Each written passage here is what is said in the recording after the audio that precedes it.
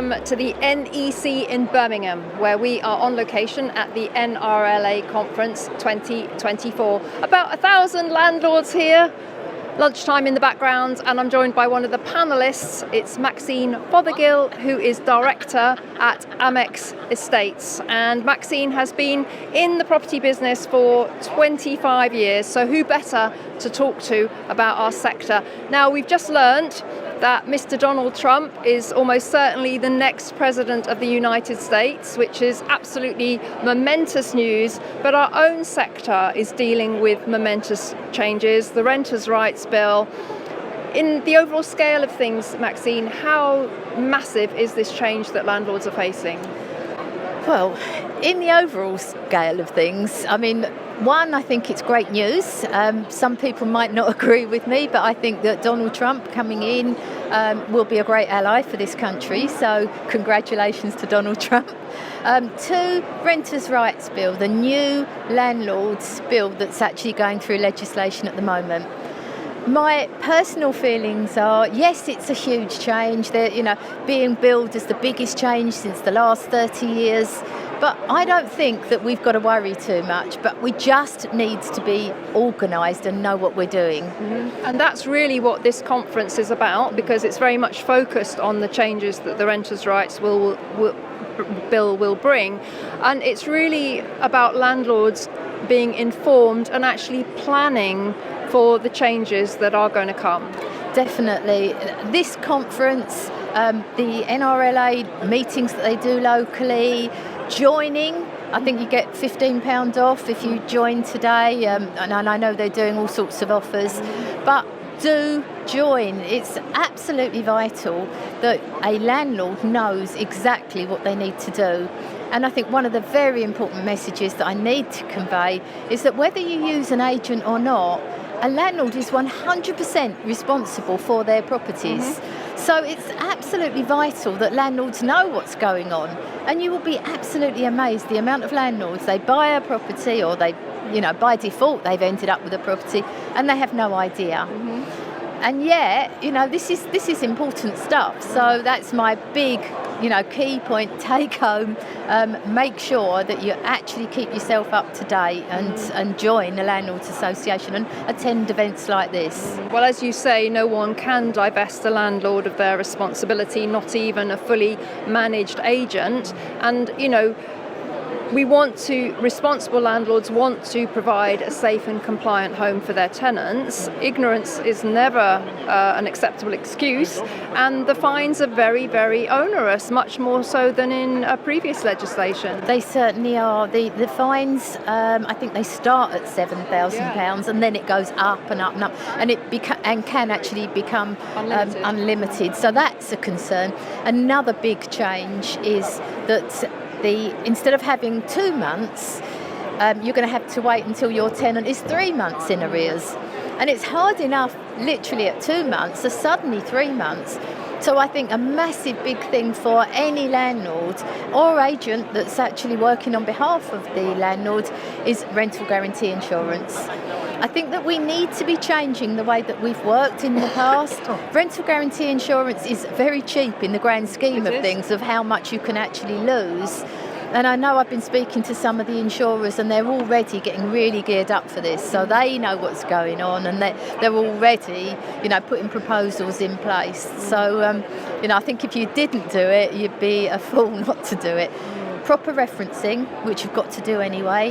You've got to register your properties onto the portal, and rental guarantee insurance is going to be really key going forwards. I totally agree. We're going to have to do much more robust tenant referencing, perhaps than some people have done in the past, but I do also totally agree with you that rent guarantee insurance is going to become absolutely vital. We offer it at Property Tribes via Alan Boswell Group, and it is a bit of a no-brainer, and I do think that rent guarantee insurance will become a very mainstream product, and I already had it on all my properties for the last 10 years, so it's a good thing. Yeah, I mean, for me, I couldn't go to sleep at night if I don't actually have rental guarantee insurance.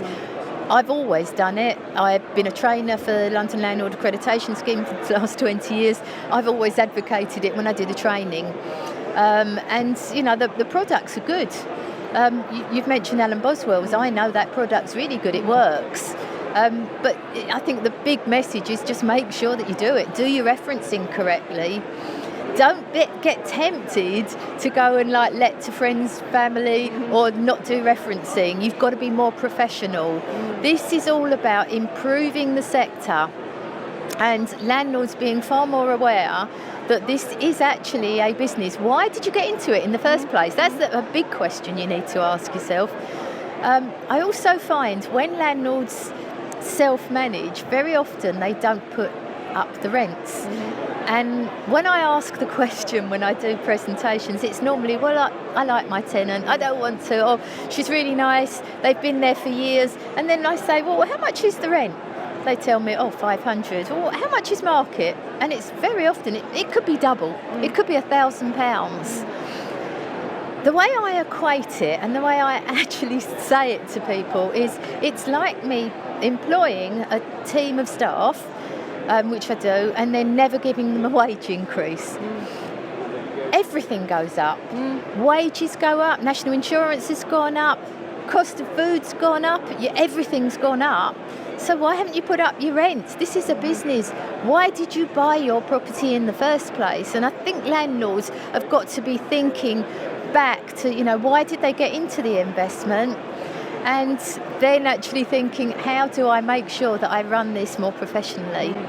I totally agree. Yeah, and if you're a landlord with maybe 1 or 2 properties and it's not your core business, you'd probably be better giving it to an agent that's 100% tax deductible. If you're 40% and the rent's on 10% for the agent, you're only going to pay 6%, not 10%. And you're actually giving the headache then away to the agent. But if you're self-managing, then make it more business-like. Think of it, I am doing this because it's my retirement plan, or all of the other reasons. Actually make sure that you set out your goals, set what you're going to do, and make sure that you actually run it a little bit more professionally than you might have done in the past, and you will be fine. Well, that's a good thing. That's a positive thing if landlords professionalise their business. We do know that some landlords will leave. They'll probably think, I've had enough. I was going anyway in 5 years, I'll go now. Understandable. But we know that new landlords are coming in, and this is going to be like the new normal for them. And I think what's interesting is that with the Renters' Rights Bill, landlords have to give 4 months' notice if they want to sell up.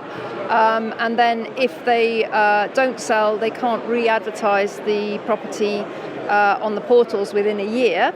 Significant fine if you do. Don't know how they're going to enforce that. But what that strikes me, Maxine, is that there'll be a lot more landlord-to-landlord sales. So new landlords coming in might buy from a retiring landlord, and the tenant does keep their home.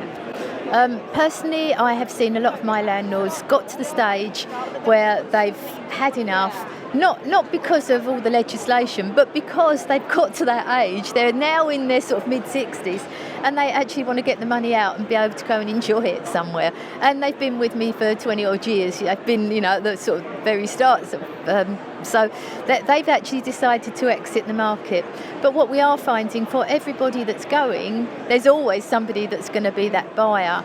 And you're absolutely right. There will be these landlords that have they've set themselves up as a company, and they will be looking for those opportunities.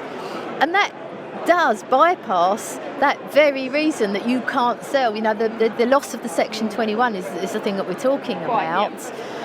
So we are going to lose Section 21. We accept that. We've known that for a long time. The previous government had it in their manifesto. This government are literally wanting to bring it in as soon as it's gone through all the legislation. But I don't think it's a reason to panic, to want to get out of the market, because there will be somebody who will buy your property, who will buy it and keep it in the rental market. So you will be able to avoid that. There are huge opportunities, but you just got to look for them and realise that the opportunities are going to be there. No, I totally agree. Whenever there's change, there are opportunities for those that want to see it. And I think talking to people like you, coming to conferences like this, our job at Property Tribes is to show you those opportunities out there. And I think for new landlords coming in, there will be bargains to be had because Absolutely. landlords are looking to sell up quickly for whatever reason. And, to them, this is all they will know. They will just know the renters' rights bill. They won't know what happened before. No, of course and not. that's what they'll be running their business to. So I still think there's a lot of opportunity, and our sector can, and it's so needed. It's got to survive. Yes, yeah, definitely. I think that it's not the end, it's the beginning. Yeah. We've seen it all before. We've been around such a long time that for us it's like the recycling. It's all happening again. And you're absolutely right. The new people that are coming into the market, that's what they're going to know. They're not going to know about all of the other things that happened in the 85 Act and in the 2004 Act and all the other acts that have actually happened. They will just come in knowing this new Renters' Rights Bill. And so I don't think that there's any need to panic. It's like, just don't panic.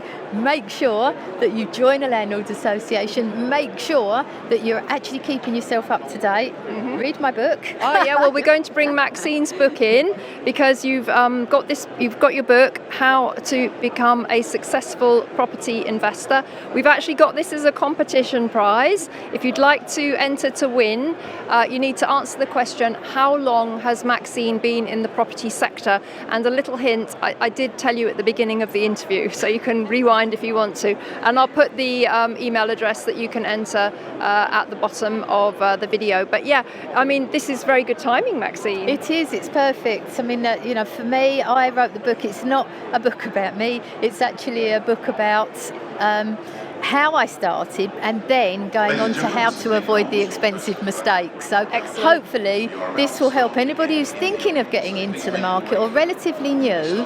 So it's sort of more geared to those people that are coming into the market, to help them to actually avoid all the expensive mistakes that I've actually gone through over the years. Well, that's what Property Tribes is all about. It's using somebody else's hindsight as your foresight. That's how you avoid the pitfalls. So we've got a copy of Maxine's book to give away, and you can enter the competition via the link below. Just let us know, how long has Maxine been in the property sector?